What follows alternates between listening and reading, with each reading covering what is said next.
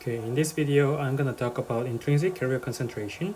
To summarize up, the research will be this equation. This is the density of the electron in conduction band, and this is the density of the hole in the valence band. And this result only depends on the temperature and the band gap. So I'm gonna introduce this equation, and very rigorously I will drive this equation. We have to go far away. Starting from here, we need to know about the Fermi-Dirac distribution, which is basically contains two information: Boltzmann factor, which is the essence of the ergodic assumption or statistical equilibrium state, and fermion, which is very fundamental physical way to define the fundamental elemental particle. We sometimes write it as a energy form and the k-vector form. Both of them are the same, but to write in energy form, then it will have degeneracy, so we need to consider the degeneracy in the way of density of state. It's not that difficult, so don't worry about it. And like I said, this equation contains these two information, and only assumption to drive Fermi-Dirac distribution is just fermion and statistical equilibrium state, specifically grand canonical ensemble. You need to notify that this Fermi-Dirac distribution isn't affected by occupation number of other k and system's permitted energy level. It means we can apply this equation to even quantum ideal gas or Bloch theorem. This is very general form, and we need to define some terminology. First of all, Fermi energy is at 0 Kelvin the highest energy that the electron occupies, or at 1 Kelvin, 0 Kelvin, Fermi energy is equal to chemical potential, which is the energy that is needed to be injected to excite one particle, one electron, exactly. And this is the definition, so it is constant. It is defined at 0 Kelvin. Second, E gap. E gap is the energy difference between the Hg. This we call here Hg. We call here Hg. The energy difference of the conduction band, H of the conduction band, and H of the valence band.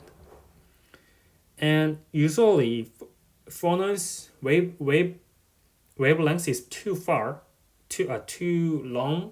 longer than photon usually. So phonon provide a high momentum, and photon gives high energy. So even in this indirect process means that there is some difference of the highest of the Hg. Indirect process means the twist of the direct process. Direct process means this kind of system. The peak is well matched. But indirect process, it is not matched, it is twisted. So we need to apply momentum also. And very important concept is energy dispersion relation is almost everything. It tells you almost every information to catch. For example, as I said in latest video about block theorem, k vector k vector can be considered as a wave packet. So group velocity is d omega dk by definition, and omega is e to the e over Hubbard because of the time independent Schrodinger equation. So we can write it as this. So this relation gives group velocity. If electron is in here, the derivative of the energy dispersion relation is exactly the group velocity, and we can treat it like a free electron. If we treat it like a free electron, then energy will be Hubbard square k square over 2m. So m is the curvature. So if electron is in here, then the curvature means the effective mass. So we can treat it as a free electron if we define the mass as like this method, in this way. Okay, and horse. What is horse? Horse means not electron. Very simple. If one photon excites an electron, then valence band lose momentum because photon don't give any momentum. So Hall's momentum is minus ke, right? And also valence band lose energy. So Hall's energy is minus electron's energy. Remember this equation. It is very useful. Minus minus, just remember it. And if we treat it as a whole, then it will be easy to remember this graph.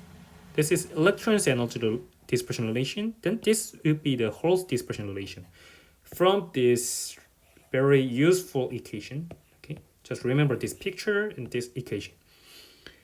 Then here and here, same derivative. So group velocity is same and opposite in sign. The curvature is opposite in sign, so mass is opposite in sign too. Then what is the minus energy? It's very hard to understand, right? But in Newtonian mechanics, F is equal to ma. So same force, different direction of the motion. That's sure. If electron goes in this way, then it means Hall goes to this way. It's very simple. Okay, we need to drive the intrinsic carrier concentration. So I will introduce settings. First of all, just simple parabola and direct process, which is not twisted in of the peak. Secondly, assume that chemical potential is equal to Fermi energy. In 0 Kelvin, it is obvious, but even in room temperature, it is very reliable because kBt is almost mega electron volt, but the definition of the semiconductor means the energy gap is almost 1 electron volt to 3 electron volt. To use 5 electron volts, it means 1, and 0 electron volt is 0, right? This is the definition of the semiconductor. We use this. So thermal energy is very less than chemical than this energy gap. So there is only few electrons here, not many, only few. So it tells this is very acceptable. Right? Chemical potential is the energy that is needed to excite an electron. So it is very acceptable. And second condition means Fermi energy no. Energy can be here. Permitted energies can be here or here. Energy minus mu is almost Fermi energy, is very far away. This is very acceptable because Fermi energy, yeah. This means Fermi energy is in here. This is what exactly this assumption means. Yeah, because if Fermi energy is in here, like donor, then it is very easy to go here. Then it is not a semiconductor, right? It's just awesome. Because of this third condition, we can approximate the Fermi-Dirac distribution very easiest way, like this. And Hall's Fermi-Dirac distribution is exactly 1 minus electrons Fermi-Dirac distribution, because Hall is exactly not electron. So this is very famous probabilistic relationship. Like I said, we need to consider degeneration of the energy. This is the volume of the unit K cell, and this is the volume of the surface of in K space, and we assume that it is parabola, so we inject this to this equation and we get this equation. In here we need to consider the effective mass from energy dispersion relation. Then we get this equation. You should notify that reference independent. This setting is reference independent, so we need to setting the parabola's peak is EC. So n is just integral the number density from EC to infinite. In P case, we need to integral from minus electron to EV, here to here or here to here, and put them on. Put this equation, then we get this equation. Similarly, we can calculate the P's concentration. Then we get this equation. If we product both of them, we get this equation. Because NP contains exponential EV and minus EC, so they turn into the energy gap, and we can cancel out the mu. In intrinsic case, we can assume that N is equal to P, like in silicon or carbon case. Then we can get mu like this. And because of the symmetry of the energy dispersion relationship, like I said, remember this picture, then this could be 0. So chemical potential is equal to the half of the energy gap. It means Fermi energy is exactly in here, middle of the energy gap. And secondary, you should remark that no mu in here is very useful. Secondary, assault, it is constant if temperature is fixed. So if you doping some impurities like donor or acceptor, then if the density of N increases, then P decreases.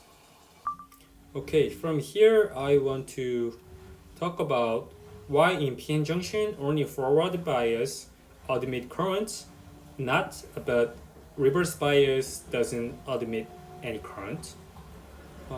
I will not write this one, but donor increase the Fermi energy and acceptor decrease the Fermi energy, not exactly the half of the energy gap between conduction band and valence band. And their chemical potential should be equal because it is equilibrium state. If not, the number of particles changes to make their chemical potential is equal. And electron loves lowest energy, right? And hole is quasi-particle. Quasi-particle, so it loves highest energy. It want to go high energy. You can explain it in many ways. For example, its effective mass is opposite in sign, so it goes the high energy, and or you can just reverse this energy dissipation relation like this picture, Anyway, this energy dissipation relation is for electrons, so I will explain in the view of electron.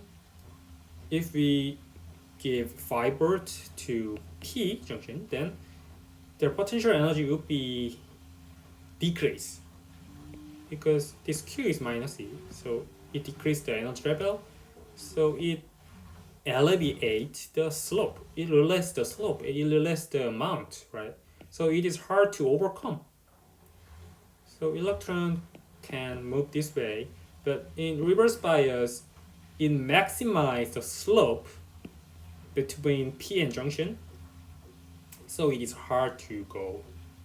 Some picture explain this relationship by depletion region, but it is exactly the reverse electric field, but I think explain this energy regime is more easy to understand, in my opinion, and it is more general. It can treat more general case. Thank you for listening to this video. Have a nice day.